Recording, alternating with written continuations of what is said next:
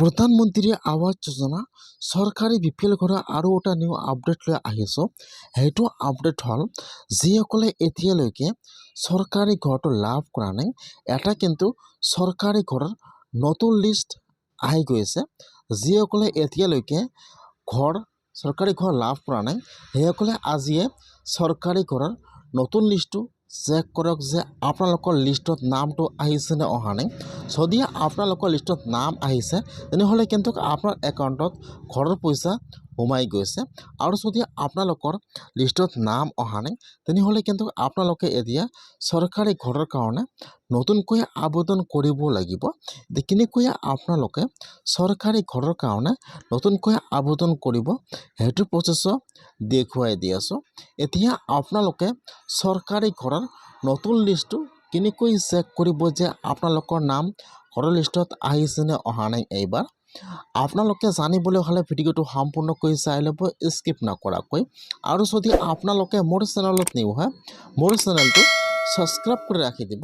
এতিয়া আপোনালোকে ফাৰ্ষ্ট এইটো অপশ্যনত আহি যাব PMAYG.nic.in।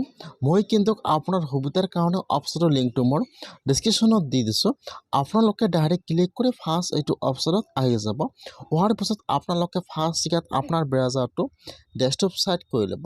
এতিয়া এইটো পেজ অপেন হৈ যাব এনেকুৱাকৈ। ইয়াত চাব 2 নম্বৰত দিয়া আছে আৱাস, ফাৰ্ষ্ট চাব দিয়া আছে এবাউট, 2 নম্বৰত চাব দিয়া আছে আৱাস। এতিয়া আপোনালোকে আৱাসৰ ওপৰত ক্লিক কৰিব। এতিয়া এইটো পেজ অপেন হৈ যাব। ইয়াত চাব 2 নম্বৰত দিয়া আছে ৰিপৰ্ট। এতিয়া আপোনালোকে ৰিপৰ্টৰ ওপৰত ক্লিক কৰিব।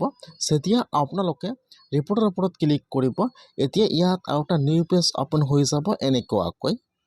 এতিয়া আপোনালোকে অলপমান তলত আহি যাব। ইয়াত চাব, ইয়াত ABCD অপশ্যন দিয়া আছে। একেবাৰে তলত আহি যাব।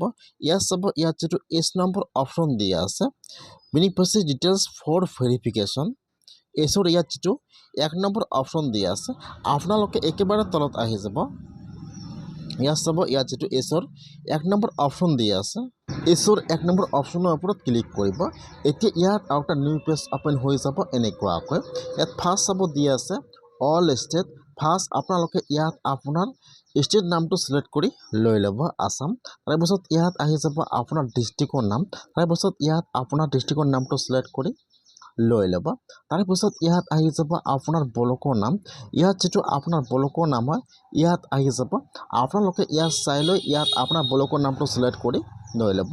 ফাৰ্ষ্ট ষ্টেট, তাৰপিছত ডিষ্ট্ৰিক্ট, তাৰপিছত ব্লকৰ নাম। তাৰপিছত ইয়াত আহি যাব আপোনাৰ পঞ্চায়ত নেম। ইয়াত যিটো আপোনাৰ পঞ্চায়ত নেম হয়, আপোনালোকে ইয়াত আপোনাৰ পঞ্চায়ত নেমটো চিলেক্ট কৰি লৈ ল'ব। তাৰপিছত ইয়াত আহি যাব আপোনাৰ চন, যিহেতু আপোনালোকে চৰকাৰী ঘৰৰ নতুন লিষ্টটো চেক কৰিব যে আপোনালোকৰ লিষ্টত নামটো আহিছে নে অহা নাই। একেবাৰে তলত চাব দিয়া আছে 24 and 25, আপোনালোকে সেইটো চিলেক্ট কৰি লৈ ল'ব। চিলেক্টত ক্লিক কৰিব, 1 নম্বৰত আহি যাব প্ৰধানমন্ত্ৰী, আপোনালোকে চিলেক্ট কৰি লৈ ল'ব। তাৰপিছত ইয়াত আহি যাব কেপচা। এতিয়া আপোনাৰ তাত যিটো কেপচা আহিছে, এতিয়া আপোনালোকে ইয়াত কেপচাটো পঢ়াতে 4 নম্বৰত ক্লিক কৰিব।